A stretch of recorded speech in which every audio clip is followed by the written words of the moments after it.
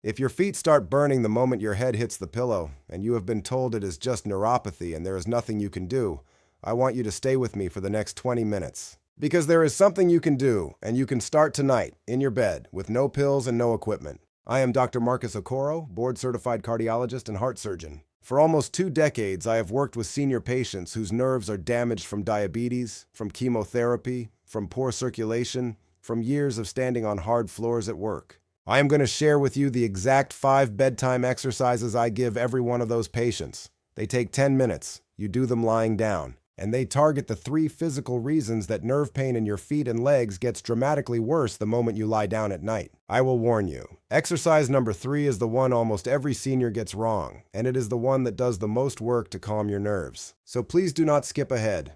Watch the whole video, in order, because each exercise prepares your body for the next one.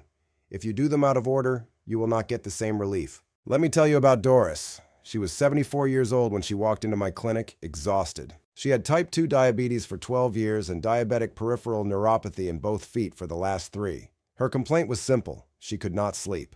The burning would start in her toes about 10 minutes after she lay down. By 30 minutes in, it had climbed up her calves. By 2 in the morning, she was awake, pacing the kitchen with a cold pack pressed against her feet. Her doctor had her on the maximum dose of gabapentin and had recently added duloxetine. The pills made her foggy during the day but barely touched the burning at night. Her husband, after years of being kicked and woken, had moved to the guest room. Doris was depressed. She told me she was beginning to think the rest of her life would be like this. I did not write her another prescription. I gave her the 5 exercises I'm about to show you, and I gave her a simple paper calendar to track her sleep. Within 10 days, she was sleeping in 4-hour blocks. By week 5, she was sleeping 6 hours through, waking once, and falling back asleep. Her husband moved back into the bedroom. The burning is not completely gone. With nerve damage that has been there for 3 years, complete reversal is rare. But the pain no longer runs her life, and the only thing we changed was what she did in the 10 minutes before she got into bed. So before I show you the exercises, you need to understand why your nerves hurt more at night. Because if you do not know the reason, you will not believe the exercises can work. There are 3 things that happen to your body the moment you lie flat in bed. The first is circulatory. When you stand or sit, gravity pulls your blood toward your legs. Your calf muscles are constantly squeezing the veins, pumping blood back up to your heart. The arteries in your legs are working at full pressure to keep oxygen flowing to your feet. The moment you lie down, that pump shuts off. Blood flow to your feet can drop by as much as 40% within the first 20 minutes of lying still. Damaged nerves need oxygen to function quietly. Starve them, and they start screaming. That is the burning sensation, that is the tingling, that is the electric shock feeling. It is not in your head, it is your nerves running on too little fuel. The second thing that happens is mechanical. When you lie on your back, the sciatic nerve, which runs from your lower back down the back of each leg all the way to your feet, gets compressed against the mattress at 3 pressure points: your hip, your hamstring, and your calf. Throughout the day, when you move, walk, and shift position, that nerve glides and slides freely through its sheath. At night, it is pinched. A pinched nerve is a loud nerve. The signals it sends to your brain are amplified, so pain that was a 4 out of 10 at 6 in the evening becomes a 7 out of 10 at midnight. The third reason is hormonal. During the day, your body is flooded with cortisol, dopamine, and adrenaline. These are the chemicals that help your brain ignore background pain signals so you can focus on living your life. The moment you lie down to sleep, those chemicals drop. Suddenly, your brain has nothing else to pay attention to. The nerve signals that were always there get full volume. That is why pain that was barely noticeable in the afternoon becomes unbearable at night. It is not getting worse. You are just finally hearing it. The 5 exercises I'm about to give you target all 3 of those problems at the same time. They pump blood back into your feet so the nerves get oxygen. They mobilize the sciatic and tibial nerves so they are not pinched against the mattress. And they activate the parasympathetic nervous system, the calming side of your nervous system, which dampens pain signals so your brain can quiet down enough to sleep. You will do all 5 in order, taking about 2 minutes per exercise for a total of 10 minutes. Best done in your bed, lights low, 15 to 20 minutes before you plan to fall asleep. Wear loose pajamas. Have a pillow nearby. If anything hurts sharply, stop. Discomfort is fine. Sharp pain is not. Let us begin. Exercise 1 is the ankle pump. This is the calf muscle pump, and it is the single most important movement for restoring blood flow to your feet. Lie flat on your back in bed, legs straight, arms by your sides. Now with both feet at the same time, pull your toes up toward your shins as hard as you can. Hold for 2 seconds. Then point your toes down and away like you were stepping on a gas pedal. Hold for 2 seconds. Up, hold, down, hold. That is 1 rep. You will do 30 of these. What is happening inside your leg while you do this?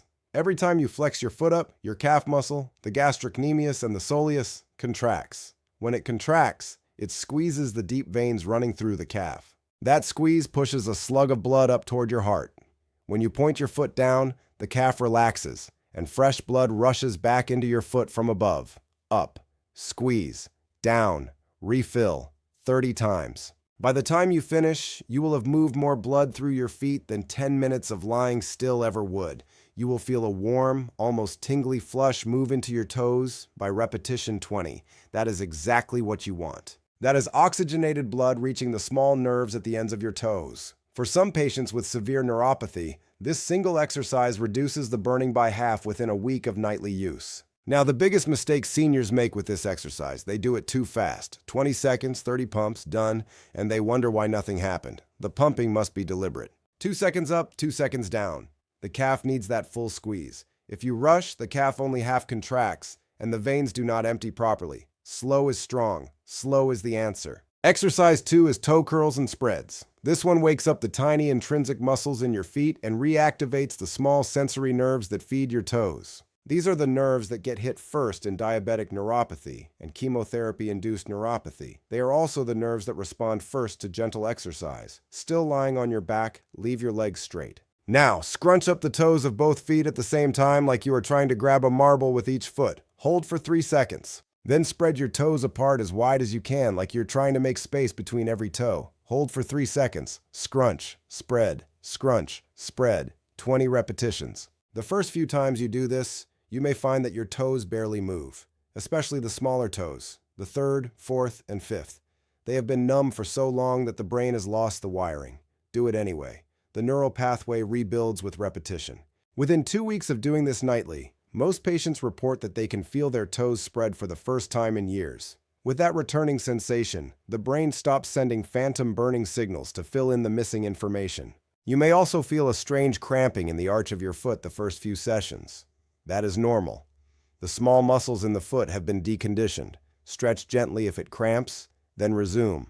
The cramps disappear by the end of the first week. Now let me tell you about Raymond. Raymond was 69, a retired long-haul truck driver. He had finished 6 rounds of chemotherapy for colon cancer 2 years before he came to see me, and the chemotherapy had left him with severe peripheral neuropathy in both feet. His was not the burning type, primarily. His was the numb type. Half of each foot felt like wood. He could not feel the gas pedal of his car. He could not feel hot bath water. He stopped driving. He stopped walking his dog. He was terrified of falling. I gave Raymond the same 5 exercises I am giving you. Toe curls were the hardest for him because his toes barely responded, but he did them anyway, every night, in the dark, before he fell asleep. By week 2, he could feel the marble grip in his left foot. By week 4, both feet. He started driving locally again the 2nd month. He told me the most emotional moment was being able to feel his dog's fur on his bare foot when she came to sit by him on the couch. He had not felt that sensation in 2 years. The body wants to heal. You have to give it a daily reason. That is what these exercises are. Exercise 3. This is the one almost every senior gets wrong. This is the heel slide. Still on your back. Knees bent up, feet flat on the bed, about hip width apart. Now, slide your right heel down the bed until your right leg is straight. Then slide it back up, keeping the heel in contact with the bed the whole time until your right knee is bent again. That is 1 rep on the right, then do the left. Alternate, 10 reps per leg. This is not a leg lift. The heel never leaves the bed.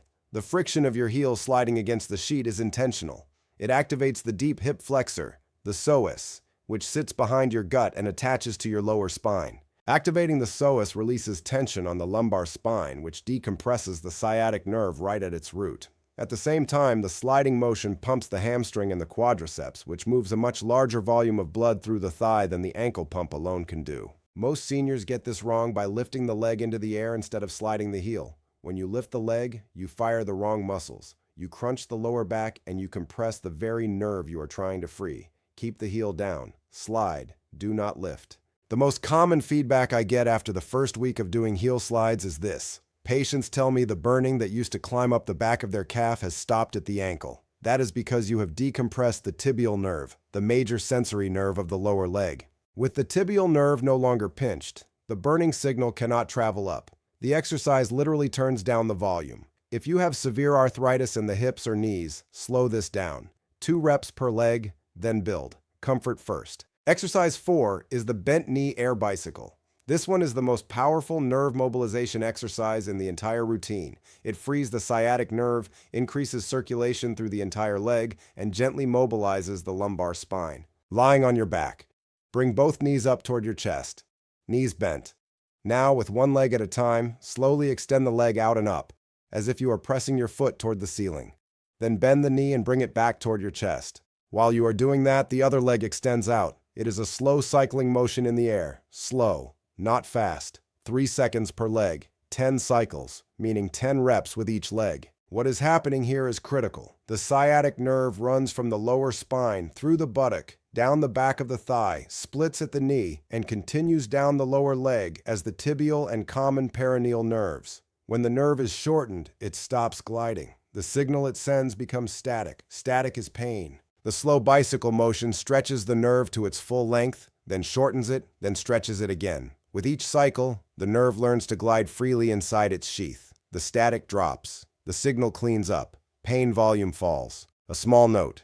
If you feel a sharp shooting pain down the back of your leg during this exercise, stop. That is a sign of nerve irritation, not nerve mobilization. Pull your knees back to your chest, hold for 30 seconds, and try again with a smaller range.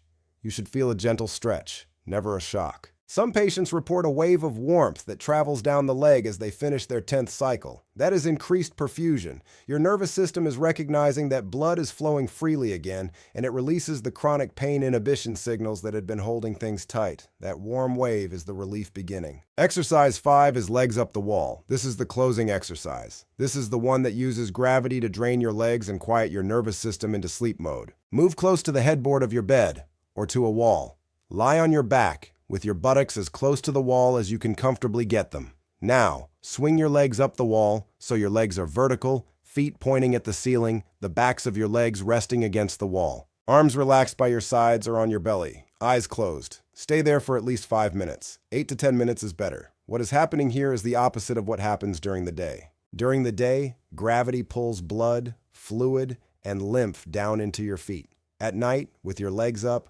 gravity drains them. Within the first 2 minutes, you will see your feet visibly thin. Within 4 minutes, the small purple veins on your ankles will fade. By 8 minutes, your feet are pink, warm, and relaxed. While that is happening physically, something else is happening neurologically. The inverted leg position activates the vagus nerve, the master nerve of your parasympathetic nervous system. The vagus nerve tells your heart to slow down, your blood pressure to drop, and your brain to release calming neurotransmitters. This is the chemistry of sleep. It is also the chemistry that turns the volume down on chronic pain signals. Most patients tell me they have to fight the urge to fall asleep with their legs still up the wall. That is exactly the right feeling. When you can barely keep your eyes open, gently lower your legs to the bed, roll onto your side, and let sleep take you. Do not skip this exercise. The first 4 exercises move blood and free nerves. This one is what makes your body believe it is safe to sleep through the pain instead of fighting it all night. Now, what should you expect once you start doing these 5 exercises? The first night, you may notice a difference falling asleep, or you may not. The body needs at least 3 to 5 nights of repetition to start rewiring the circulation and nerve gliding patterns. By the end of the first week, most patients tell me the burning is delayed by an hour or so. By the end of the second week, the burning is less intense when it does start. By the end of the 4th week, sleep is meaningfully longer. By the end of week 8, most patients no longer dread bedtime. A few things to watch for. If you experience sudden weakness or numbness on one side of the body, severe chest pain, slurred speech, or a sudden severe headache, those are stroke warning signs and you call emergency services immediately. None of those are caused by these exercises, but they can happen at night to anyone with cardiovascular disease. And I want you to know, if you have severe diabetic foot ulcers, advanced peripheral artery disease, recent hip or knee surgery, or unstable balance, please consult your doctor before starting this routine. Most can still do it with modifications, but you need clearance first. If you do not see any improvement after 6 weeks of consistent nightly practice, please return to your doctor. The neuropathy may have a different underlying driver, such as vitamin B12 deficiency, thyroid dysfunction, or alcohol-related nerve damage that needs separate treatment. The exercises are not a substitute for finding the root cause. They are a substitute for the suffering while you and your doctor find it. Let me give you all 5 again, fast, so you can remember the order. 1.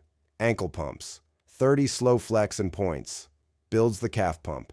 2. Toe curls and spreads. 20 grab and release. Wakes the small foot nerves. 3. Heel slides. 10 per leg. The heel never leaves the bed.